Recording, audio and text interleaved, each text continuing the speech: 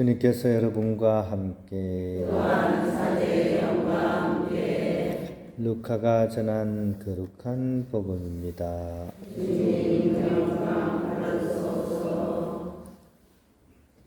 그때 예수님께서는 예루살렘으로 여행을 하시는 동안 여러 고을과 마을을 지나며 가르치셨다.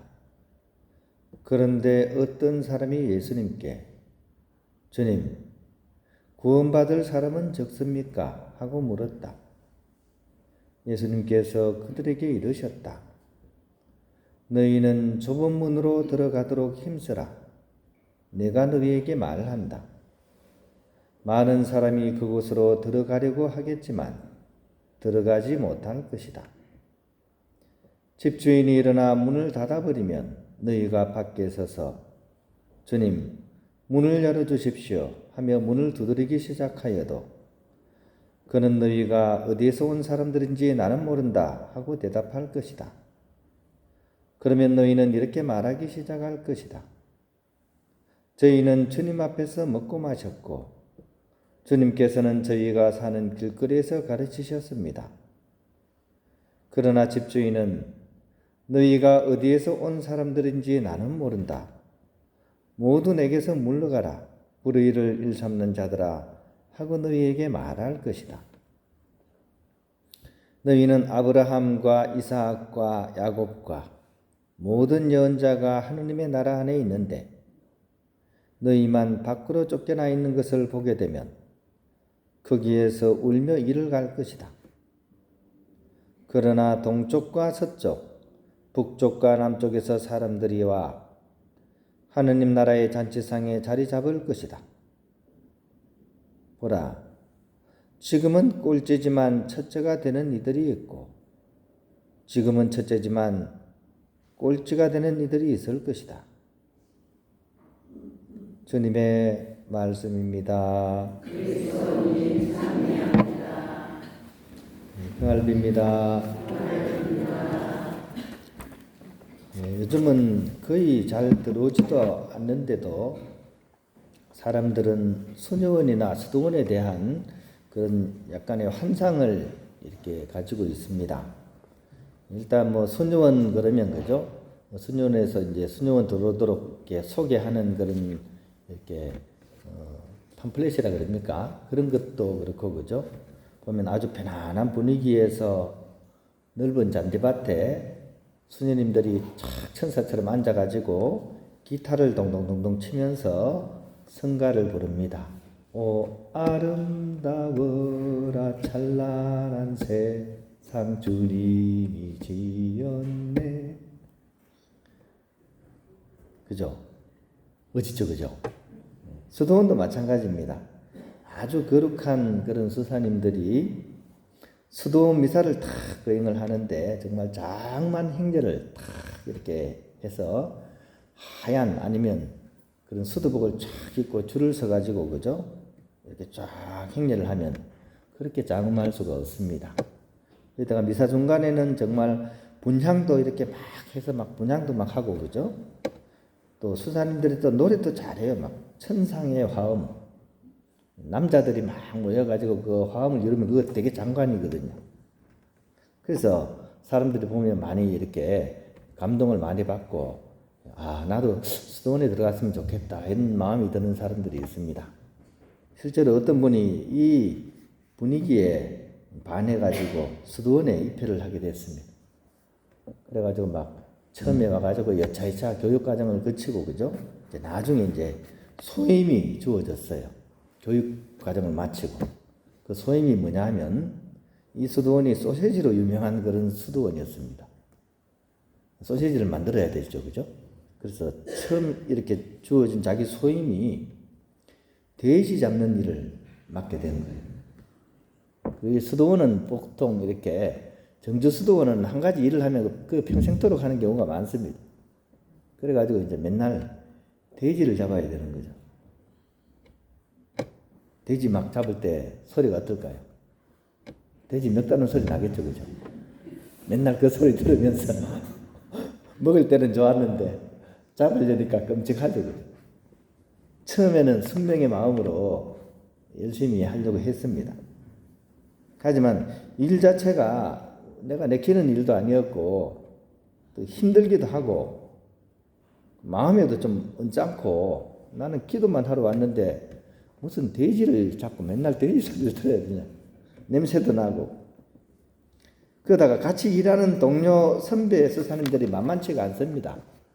선배라고 해가지고 막 꾸중도 하고 혼내키기도 하고 결국 사람인지라 인내심의 한계에 부딪히는 그런 상황을 맞이하게 됩니다.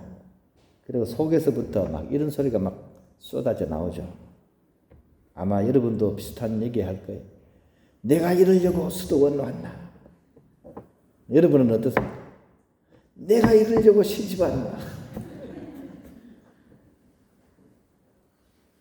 이 억울한 심정을 참다 못해가지고 이제 이제 안 되겠다. 이제 한계 상황이고 이제 그냥 집으로 가거나 뭔가 결단을 내려야 되겠다 싶어가지고 이제 아주 이렇게 그나마 이제 수사님 중에 좀 존경스러운 이제 원로 수사님한테 면담을 청했습니다.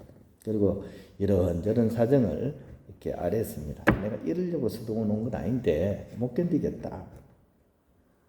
그러자 이제 그 얘기를 한마디도 이렇게 놓치지 않고 가만히 듣고만 계시던 그 노 수사님이 이렇게 얘기했습니다. 형제님, 앞으로 소임을 할 때 이렇게 좋을 때도 있지만 안 좋을 때도 있을 겁니다. 특히 참아야 될 때, 인내심이 필요할 때 그런 상황이 오면 그럼에도 불구하고 그게 너무 힘겨울 때는 이런 주문을 한번 외워보세요.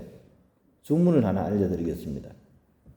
그 주문이 뭐냐면 세르부스 세르보룸이라는 겁니다. 같이 해볼까요? 자, 시작. 세르부스 세르보룸. 많이 들어본 단어 같지 않아요? 다시 시작. 세르부스 세르보룸. 우리가 세르부스는 이제 우리가 이렇게 봉사한다, 그죠? 이런 거 섬기다 이런 뜻이잖아요, 그죠? 우리 서비스 이쪽으로 서비스. 원래 뜻은 이제 종들의 종 이런 뜻입니다. 종들의 종. 세르보름이 이제 종들이고, 그죠? 세르부스는 종이라는 뜻입니다. 종들의 종. 이 단어가 원래 성 그레고리오 이렇게 교황님의 말씀입니다.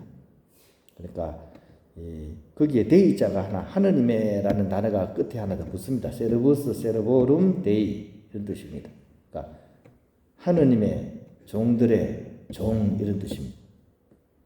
교황의 직책이 바로 그런 직책이라는 거죠. 교황의 직책이 막 신자들 맨 꼭대기에서 막 이렇게 굽어보면서 막 그런 통치하는 그런 개념이라기보다는 오히려 하느님 종들의 종이 되겠다는 얘기입니다. 그러니까 가장 밑바닥에 깔리겠다는 얘기예요. 그래서 이 수사님은 바로 그래도 노 수사님의 이 말씀을 한번 시행을 해보자 하는 생각이 들어가지고 정말 그런 상황이 올 때마다 어떻게 했다고요? 시작. 세르부스 세르보룸. 그럴 때마다 마음의 평화를 다 얻게 됐다 그래요. 왜냐하면 본인이 제일 낮은 자리 가니까 편하죠, 그죠? 자기 자리, 그죠? 그 가장 밑자리 가서 안 편할 자리가 있습니까? 세상에. 그러니까 이분은 바로 이 주문을 통해 가지고 마음의 평화를 얻게 됐고 계속 이렇게 수도 생활을 할 수가 있었습니다. 이 주문의 원조가 있죠. 이 주문의 원조가 누굽니까? 우리 음식점 가도 원조 중에 원조 막 붙어 있잖아요, 그죠? 예. 이 원조가, 그죠? 이 세르부스 세르보룸의 원조는 바로 예수님이 바로 그런 분이십니다. 모든 종들의 종이 되신 분. 이분이 바로 예수님입니다. 가장 밑자리에 우리를 섬기기 위해서 오신 분. 섬김을 받으러 온 것이 아니라 섬기러 오신 분. 그분이 예수님이십니다. 그래서 그리고 교황님이 예수님을 따르는 사람이 있기 때문에 예수님처럼 모든 종들의 종이 되기 위해서 나는 살겠다 하면서 이 얘기를 하신 거예요. 그래서 이 모든 종들의 종이 될 수 있는 사람은 어디에서건 누굴 만나건 대접받고 싶은 생각이 들지가 않죠, 그죠? 왜냐하면 모든 종들의 종이니까. 그래서 언제든지 무슨 일을 겪든지 마음의 평화를 누릴 수가 있습니다. 우리도 오늘 살아가다 보면 어디 가서건 대접받고 싶은 생각이 들 때가 있을 거예요. 그게 무시당하면 어떻습니까? 화가 막 치밀어 오르죠, 그죠? 내가 이러려고 여기 왔나? 내가 이러려고 너를 만났나? 이런 생각이 막 솟아날 경우가 많습니다. 그때마다 어떤 주문을 낸다고요? 시작. 세르부스 세르보룸. 모든 종들의 종, 이 마음으로 살아간다면 우리는 또 한 분의 예수님을 내 삶을 통해서 만날 수가 있습니다. 그 예수님은 누구와 함께 하고 있습니까? 나와 함께 하고 있는 그런 예수님을 우리는 만날 수 있게 되는 것입니다. 오늘 하루 종의 삶을 스스로 이렇게 살아갈 수 있는 그런 우리가 되어야겠습니다.